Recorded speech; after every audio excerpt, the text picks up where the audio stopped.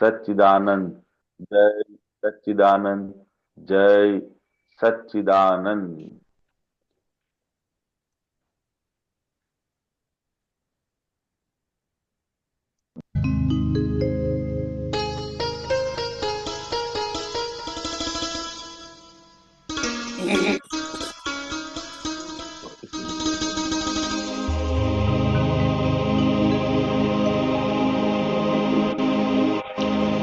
જ્યાં સુધી દાદા જાતે હોય ત્યાં સુધી છે સ્થૂળતે, પ્રત્યક્ષ ન હોય ત્યારે પોતે જવાનું સૂક્ષ્મે, પ્રયોગી ભિન્નતેથી સૂક્ષ્મતર જવું પ્રયોગે, અંતિમ ભૂલ કહી રહી ગોતી લો સૂક્ષ્મતમ में, પરમાત્મ યોગ મળ્યો તેમાં થવાનું સ્થિરે, ગમે તે ભોગે રહેવું છે જ્ઞાનમાં સ્વધ્યેય, પરમાત્મ રૂપ પ્રાપ્ત વિજ્ઞાન જ્ઞાન ઘન છે, કૃપા વધે છે જ્ઞાની રિજતા પરમ વિનયે, સંસારી સર્વરામા યણ પૂર્ણ થાય અંતે, મહાભારતેય પૂર્ણમ શ્રી કૃષ્ણ જો વિજયતે, છેલ્લો વિકલ્પ જીતે ભગવાન છે જે પક્ષે, વૃત્તિ સ્વભાવ રમણે નિજ ધાર પ્રાપ્ત ઉલ્સે,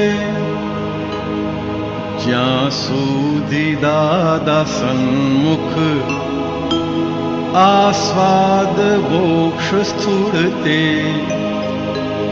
પંચાજ્ઞા એ જ જ્ઞાની પુરુષ છે પ્રત્યક્ષે,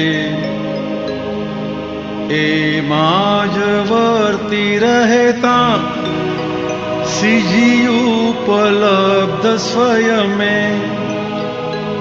કેવળ અમૂર્ત જ્ઞાન જ સર્વાંગ શુદ્ધ મૂળ છે, આત્મા સ્વરૂપે જીવતા છેલ્લી દશા જ વર્તે, અંતિમ શ્વાસ છૂટતા નિર્વાણી દ્વાર ખુલતે, પ્રત્યક્ષ ન હોય ત્યારે પોતે જવાનું સૂક્ષ્મે, અંતિમ ભૂલ કહી રહી ગોતી લો સૂક્ષ્મતમ में।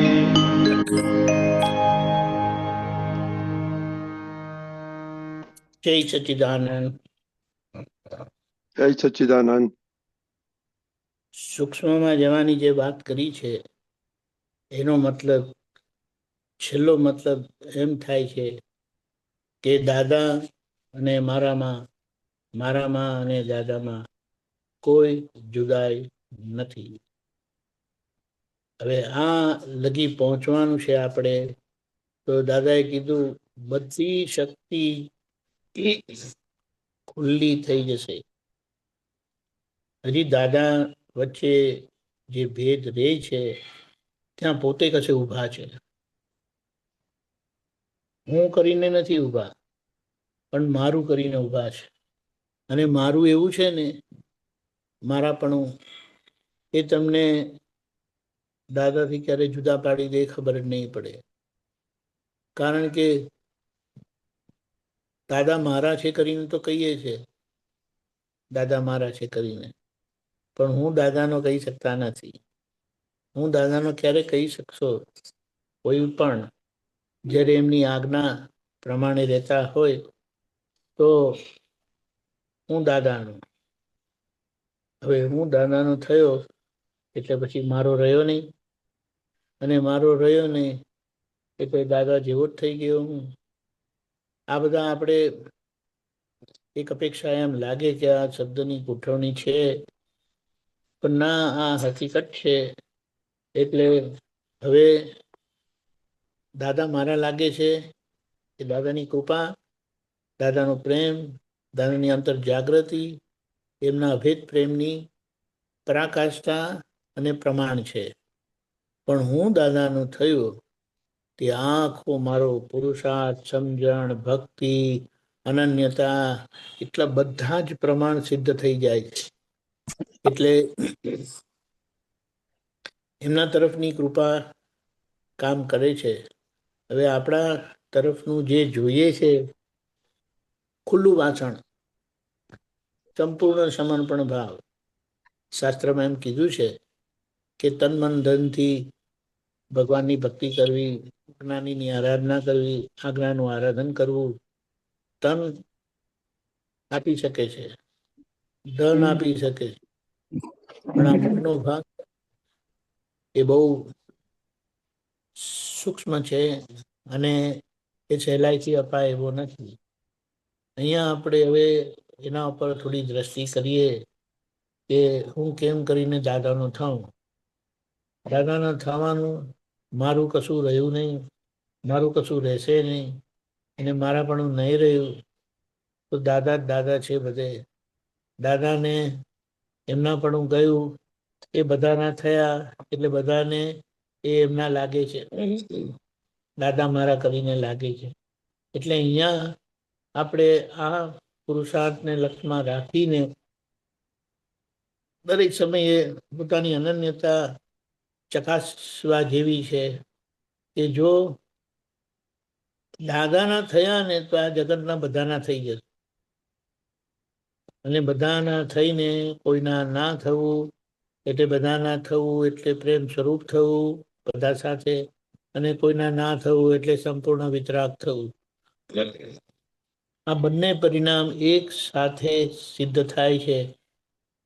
પહેલું પરિણામ બધાના કેમ કરીને થવાનું છે એના ઉપર છે, સામાન્ય છે, અઘરું નથી, પણ પોતાનું બાજુ પર મૂકતા આવડે તો બધાના થવા છે. અને બધાના થયા વગર, પ્રેમ સ્વરૂપ થયા વગર છુટકારો નથી.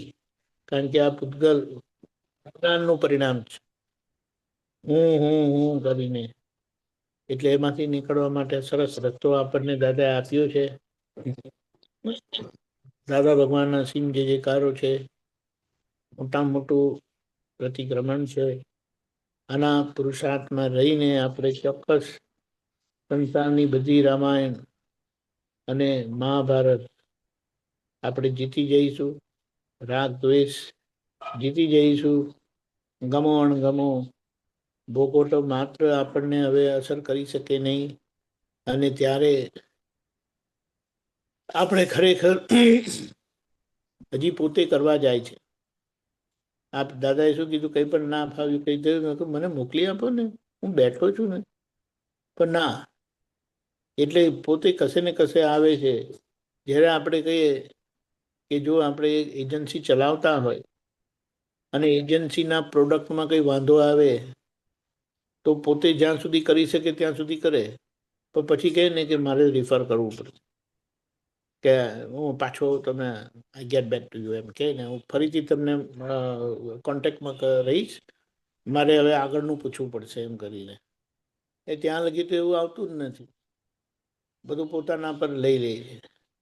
એટલે કશું દાદા કહે કે અમે એ ભાર ક્યારે પોતાના પર લીધો જ નથી.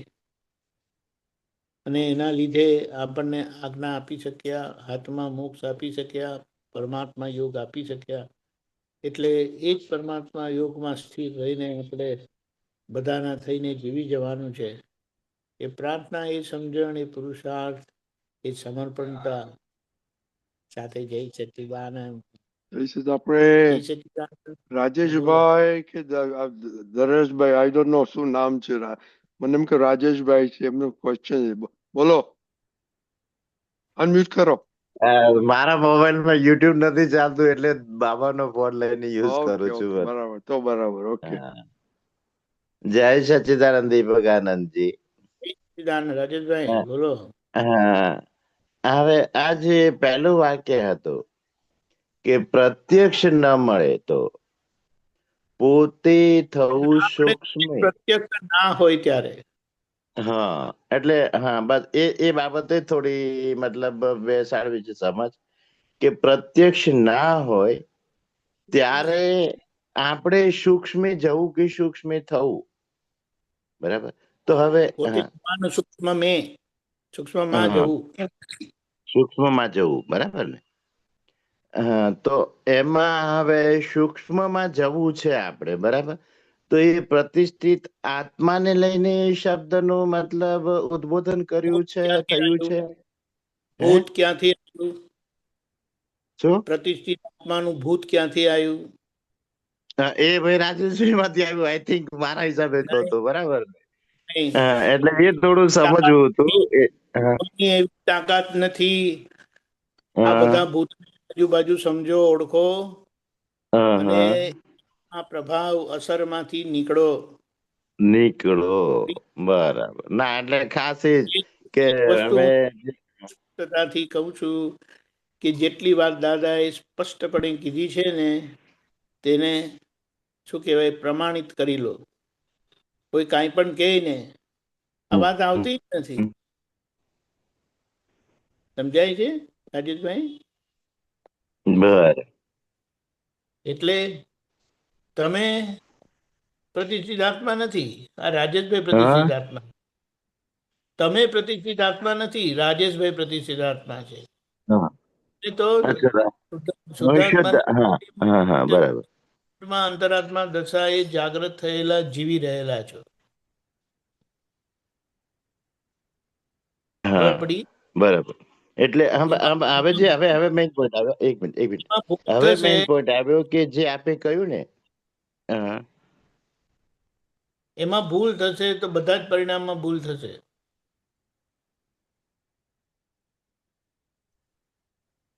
પરિણામોમાં ભૂલ થતી જ રહેશે. બરાબર. એટલે સમજાયું? ચાલો. જતા હજુ 10 વાગ્યાના સત્સંગમાં વધારે ખુલાસો જરૂર. રાજેશભાઈ તો ભમરડો છે, એ કેવી રીતે જશે? વ્યવસ્થિત નો ભમરડો, જે વ્યવસ્થિત ભમરડો છે એ લઈને આવે છે તો પૂરો કરવાનો છે એને. પુરુષ થયેલા પુરુષાર્થ કરે કે પ્રકૃતિ પુરુષાર્થ કરે? હવે મને કહો. પ્રકૃતિ પુરુષાર્થ કરે ને, કે પ્રકૃતિ જે લઈને આવે છે એ પૂરી કરવાની છે. બચાવે તમને. પ્રકૃતિ પોતે જ બતાડે છે કે હું પર છું, પરાધીન છું, મારા હાથમાં કશું નથી. પુરુષ થયેલા પુરુષાર્થ. એટલે ફંડામેન્ટલમાં ભૂલ તો પરિણામમાં ભૂલ, ડેસ્ટિનેશનમાં ભૂલ. ભૂલ. સમજાયું? બરાબર. પોતાની અંતરાત્મા દશા, પરમાત્મા દશાને સમજવાની છે, ઓળખવાની છે. શુદ્ધાત્મા તો પોતે જ છે, શુદ્ધાત્મા છે, એટલે એને કશું નથી કરવાનું, તમારે કરવાનું છે. તમે જે થયા છો તે અંતરાત્મા દશાની તમારી ભૂમિકા પુરુષાર્થની છે, એને સમજવાની છે. અને એમને આ ભાગ છે. આપણે દાદાના ગયા પછી સ્થૂળનો ભાગ શું છે કે આપણે સત્સંગમાં ને સત્સંગના પરિચયમાં રહીએ, લોકોના પરિચયમાં, મહાત્માના પરિચયમાં રહીએ તો આપણને એક શું કહેવાય, મુક્તતા અનુભવાય. પણ જ્યારે તમે પોસાબર આવે, ફાઇલ આવે, ત્યારે બધું હાલી જવાય છે. એટલે હવે ત્યાં સૂક્ષ્મમાં જવાનું છે. સ્થૂળ છે, બહારના સંબંધો છે, બહારના વાતાવરણથી જે જ્ઞાનીનું વાતાવરણ મળતું હતું દાદા હતા ત્યારે, તે આજે કંઈક અંશે સત્સંગમાં પ્રાપ્ત થાય છે.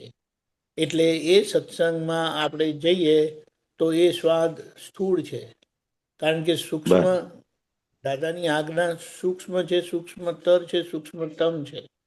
સૂક્ષ્મતમ છે. ત્યાં જવા માટે જે આપણને દાદા સ્વરૂપ બનાવે છે. એટલે છેલ્લું પરિણામ શું છે કે માને અને દાદામાં કોઈ જુદાઈ નથી, કોઈ ભેદ નથી. હું ને દાદા એક જ છું. જ્યારે આવું થાય ત્યારે તમે અંદર પ્રવેશ કરેલાનું પરિણામ છે. અને પછી તમને રાજેશભાઈની બહારની કોઈ પણ પરિસ્થિતિ તમને હલાવી શકશે નહીં. ઓકે. કે પોતાની પુરુષાર્થની ભૂમિકા સમજવાની છે. જે વ્યવસ્થિતને તાબે છે તે પુરુષાર્થ કેવી રીતે કરે મને સમજાવો. જે પર છે, પરાધીન છે, પરાધીનતા કરાવનારું છે, એટલે કે તમારા હાથમાં જેની સત્તા નથી તેને તમે કેવી રીતે કરો એ મને સમજાવો. હવે આપણા હાથમાં બોલો. અંતરાત્મા દશાની વ્યવહાર દ્રષ્ટિની જે આજ્ઞા છે ને એ આખી પુરુષાર્થ ભૂમિકા છે. દ્રષ્ટિ સાથેની શુદ્ધિકરણ પ્રક્રિયા જે અકર્તા ભાવે રહે છે અને બધી શુદ્ધિકરણ કર્યા કરે છે. ખ્યાલ આવ્યો? બરાબર. આપણે શું કહીએ, તમારી કેપેસિટી, ઇન વોટ કેપેસિટી આપણે રહેવાનું છે એને સમજીને વાપરીને પ્રગતિ કરવાની છે. બરાબર? બરાબર, ચોક્કસ. જરૂર એ બાબતે આપના આશીર્વાદ આપજો. પૂરા આશીર્વાદ. શક્ય હોય ત્યાં સુધી પ્રકૃતિને ઓળખી. તમે આગા પાછા થાવ તો તમને આગા પાછા થવા નહીં દઈએ. બસ પકડી રાખજો રાજેશ, બરાબર ને? બિલકુલ બિલકુલ. Okay okay. જય સચિદાનંદ. જય સચિદાનંદ. જય સચિદાનંદ. આખા દિવસના પ્રોગ્રામમાં